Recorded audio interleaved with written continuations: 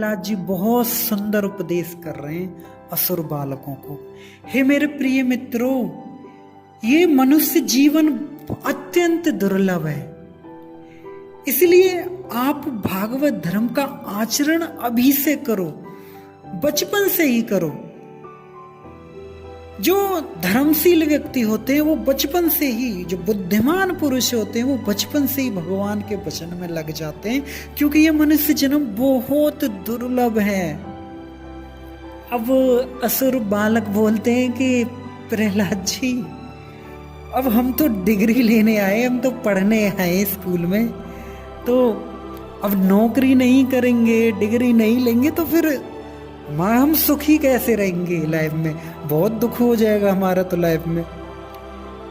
प्रहलाद जी कहते हैं कि मेहनत करो, कर्म करो, कर्म करने की मनाही नहीं है, परंतु ये जो हार्ड वर्किंग, ये जो महा मेहनत, ये महा परिश्रम जो तुम्हें करना है ना, वो केवल भजन के लिए करो। क्योंकि बंधु, इस संसार में जो सुख दुख, ये पत्नी, ये बच्चे, ये मान अपमान, ये सुख दुख, ये सब कुछ जो है वो भाग्य से मिलते हैं। जीवन में जो भी ये है हमारे पास सब भाग्य से मिलता है, लेकिन भक्ति जो है ये भाग्य से नहीं मिलती, ये प्रयास से मिलती है। अब दुनिया में बिल्कुल इसका उल्टा है। जो चीज भाग्य से मिलती है उसके लिए हम लोग दिन रात मेहनत करते हैं, और जो प्रयास करने से मिलती है भक्ति, उसको भाग्य के ऊपर छोड़ देते हैं। और कुछ लोगों तो कहते भी सुना है हमने, कहते भी हैं, महाराज आपके नसीब में तो बहुत भक्ति है, आप तो बहुत बड़े भक्त हो, हमारे नसीब में तो कुछ है ही नहीं भजन ध्यान। जो ऐसा बोलता है ना, ऐसा बोलने वाला ना मूर्ख है, या वो लेजी है, आलसी है। क्योंकि भजन जो है ये भाग्य की बात नहीं है, भजन जो है ये प्रयास की बात है। जितना हम अपने जीवन में प्रयास करेंगे, दूसरों को कराएंगे, उतना ही ज्यादा भजन होगा। इसलिए मेहनत जो है भजन के लिए ही करनी चाहिए। और बाकी जीवन में रही सुख की बात, यदि हमारे भाग्य में सुख लिखा है तो सुख हमें मिलेगा ही। सुखी होने के लिए रात दिन ये इतना महा मेहनत, इतना कठिन परिश्रम करने की जरूरत नहीं है। भाग्य में लिखा होगा तो जरूर मिलेगा। सुख है तो सुख जरूर मिलेगा। एक बार एक संत ना इसी प्रकार का प्रवचन कर रहे थे कि भाग्य में यदि सुख लिखा है तो वो कैसे भी मिलेगा ही मिलेगा। इसके लिए ज्यादा शोर शराबा हल्ला करने की ज्यादा जरूरत नहीं है, ज्यादा इतना दौड़ भाग करने की जरूरत नहीं है। तो वहां पे लोग सुन रहे थे, तो संत जी के प्रवचन, वहां पे एक आदमी भी था, उसने सुना, और सुन के वो जब कथा समापन हुई तो आया महाराज के पास। वो बोलते हैं, महाराज आपने बोला यदि भाग्य में होगा तो मिलेगा। के हाँ, ये तो सत्य है। तो वो व्यक्ति बोलता है कि महाराज बताओ मेरे भाग्य में कल क्या खाने को लिखा है, मतलब मेरे भाग्य में कल क्या खाने को लिखा है, मैंने क्या खाना है कल। महाराज कहते हैं, कल ना तुम्हारे भाग्य में खीर लिखी है खाने में।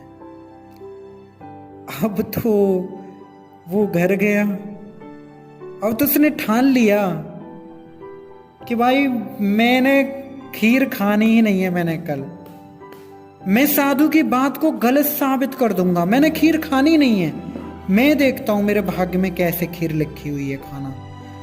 रात भर बेचारा सोचता रहा क्या करूं, कैसा प्लान बनाता रहा कि खीर खाने को ना मिले। अगर मैं घर में रहूंगा तो कोई ना कोई मुझे खीर खाने को दे भी सकता है, क्यों ना मैं घर छोड़ के एक दिन के लिए मैं जंगल में ही जाऊं। वहाँ पे खीर कौन मुझे खिलाएगा, मेरा मन भी करेगा तो भी मैं खीर नहीं खाऊंगा वहाँ। फिर क्या हुआ, वो वन में चला गया। वन में जाके ना एक पेड़ पर जाके ऊपर बैठ गए जाके। तो दोपहर हो गई। दोपहर को क्या हुआ कि वहां पे कुछ गांव वाले लोग वहां से गुजर रहे थे, कहीं दूर जाना उन्हें, तो वो गाय भैंस मतलब चराने वाले थे। तो अब उनको भूख लगी थोड़ा, वो उसी पेड़ के नीचे बैठ गए। अब सोचते हैं कि कुछ बना लो, चावल चीनी तो उनके पास थी। एक बोलता है कि गाय का दूध निकालो और यहीं पे ऐसा करो खीर बना लो यहाँ पे। तो उन्होंने क्या किया, गाय का दूध निकाला और वहाँ पे एक सुंदर चूल्हा बनाया, और जो उनके पास पात्र था उसमें क्या किया, चावल दूध चीनी डाल दी और बहुत सुंदर खीर पकने लगी। तो जैसे वो खीर पक रही है तो वहां पे बहुत सुंदर उसमें खीर में से सुगंध आ रही है। तो एक आदमी ना वहां से दौड़ता हुआ जा रहा था, दौड़ता हुआ आया और उन लोगों को समाचार दिया, बोलने लगा कि अरे कुछ लुटेरे ना इस गांव से, सामने के गांव से लूटपाट करके ना वो यहीं होकर आने वाले, इसी रास्ते से वो जा रहे हैं। तो जिसको भी अपनी जान बचानी है वो भाग लो, यहां से निकलो। अब तो सब लोग भागने लगे। अरे एक बोला अरे खीर तो खा लो।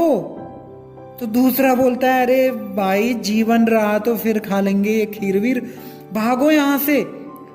अब चूल्हे पर खीर पक रही थी, गर्म थी, अब उसको वो ले भी कैसे जा सकते। तो उन्होंने क्या किया, वो जल्द पकती हुई खीर को ही छोड़ के भाग गए। वो जो चोर थे, वो चोर डाकू थे, वो लूट के सामान को उसी रास्ते आ रहे थे। तो उन्होंने देखा बहुत सुंदर खीर की उनको सुगंध आई। उन्होंने क्या किया, वहां अपने घोड़े रोक लिए और खीर खाने के लिए कि चलो ये क्या है, कुछ खाते हैं, बड़ी सुंदर खुशबू आ रही है। तो सरदार बोला लुटेरों का खीर खिलाओ। तो एक व्यक्ति उनका बोलता है कि रुको सरदार, ऐसा ना करो, अभी खाने में हो सकता है कि ये किसी की साजिश है। वैसे कोई हमारा मुकाबला तो कर नहीं सकता, सोचा किसी ने मतलब खीर पकाएंगे और इसमें उन्होंने जहर डाल दिया है। तो महाराज इस खीर के अंदर ना जहर पड़ा हुआ है, इसको नहीं खाना, कोई बिना मेहनत के ही हमें कोई मार डालना चाहता है।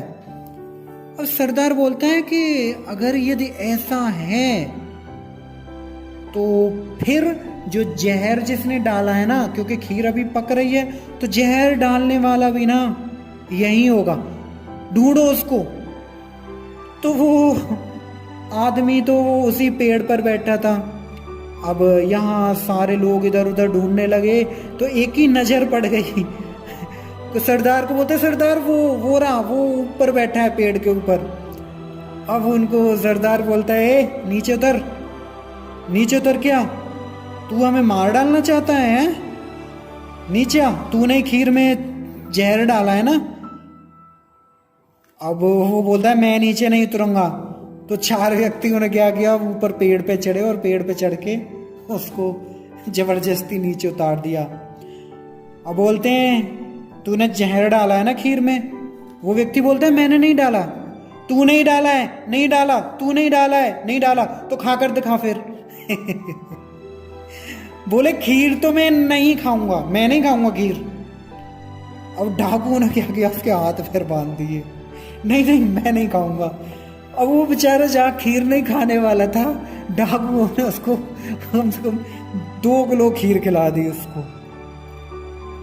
अब तो दौड़ता हुआ वो व्यक्ति दूसरे दिन उस साधु के पास आया, उनको प्रणाम किया। महाराज आपने सच कहा था कि भाग्य में जो लिखा है, आप कितना भी दूर भागने की कोशिश करो वो मिलकर रहता ही है।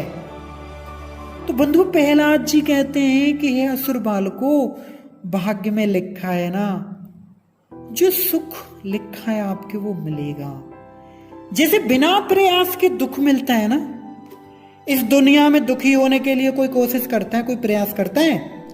कोई सोचता है कि सुबह सुबह नहा धो के खा पी के कोई निकलता है कि आज मुझे दुखी होके आना है? सब लोग सुखी होने का प्रयास करते हैं। दुखी होने के लिए कोई मेहनत प्रयास नहीं करता, फिर भी जीवन में हमारे दुख आते हैं। तो ऐसे ही सुखी होने के लिए भी बिना प्रयास के सुख आएगा। इसीलिए हे असुर बालको, कुमार आचरित प्राज्ञो धर्मान भागवतान हैं। जो बुद्धिमान व्यक्ति हैं वो बचपन से ही भगवान के भजन में लग जाते हैं। भजन करो, असली मेहनत करनी है तो भजन में करो। बाकी आप कर्म करो, इतना भी मेहनत मत करो कि आपका शरीर आपका साथ ना दे पाए, आपकी इंद्रियां भजन करने से पहले ही बोल जाएं। तो इसीलिए प्रहलाद जी कहते हैं कि बचपन से ही भजन करना शुरू कर दो, ताकि बुढ़ापे में जब शरीर आंखों में दिखाई नहीं देगा, टांगों से चलना नहीं होगा, मुंह में से खुल्ल खुल्ल खांसी निकलेगी, हाथ में लाठी होगी, चारपाई पे बैठ गए तो बैठे ही रह जाओगे, कैसे भजन होगा। इसीलिए प्राज्ञो धर्मान, यानी कि जो धर्मशील व्यक्ति हैं वो बचपन से ही भागवत धर्म का आचरण करते हैं और अपने जीवन को, अपने जन्म मरण के जो चक्कर है उससे अपने आप को छुटकारा दिलाते हैं।